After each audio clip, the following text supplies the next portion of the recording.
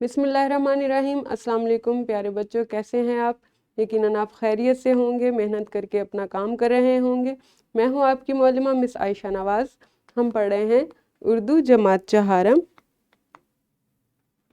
आज हम सबक नंबर 23 का आगाज़ करेंगे, जिसका उन्वान है मिल्लत का तर्जुमा। आप जानते हैं ये कायदे आज़म के मुतल्लिक एक नज़्म है।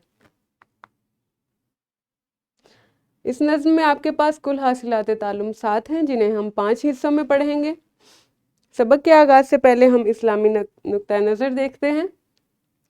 हज़रत अबू ज़र गफ़ारी रज़ी अल्लाह ताला अन्हो ने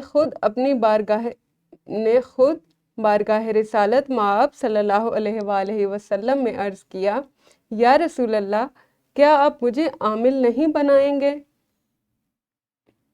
इस पर हज़ूर नबी सल्लल्लाहु अलैहि वसल्लम ने फरमाया, ए अबू ज़र, तुम कमज़ोर हो और ये इमारत अमानत है और ये क़यामत के दिन रुसवाई और शर्मिंदगी का बायस होगी।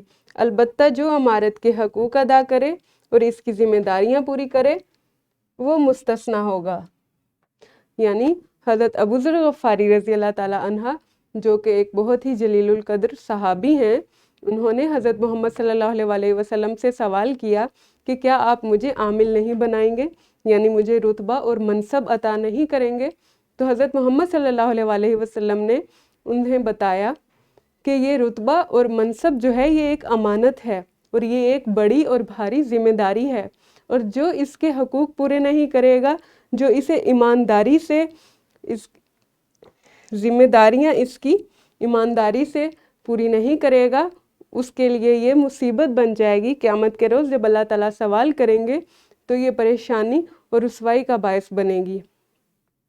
यानी जब आपके पास कोई रुतबा होता है, कोई मनसब होता है, जब आप हुक्मरान होते हैं, आपके ऊपर ज़िम्मेदारियाँ होती हैं, और अगर वो ज़िम्मेदारियाँ आप ईमानदारी से पूरी नहीं करते तो वो आपके लिए शर्मिंदगी और रुसवाई का बायस बनेंगी।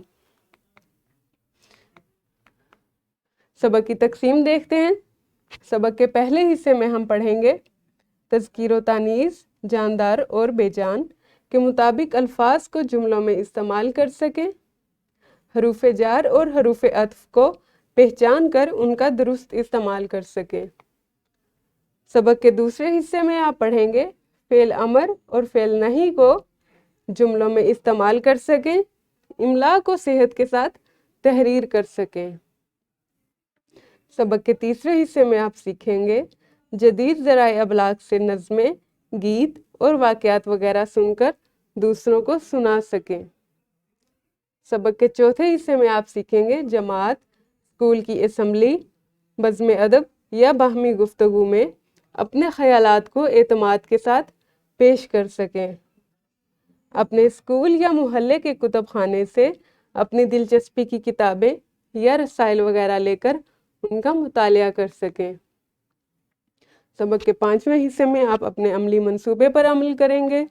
बच्चों, ये हमारे सबक की तकसीम होगी। कल से हम सबक का बाकायदा आगाज़ करेंगे इंशाल्लाह। तब तक अपना ख्याल रखें। अल्लाह हाफिज़। शुक्रिया।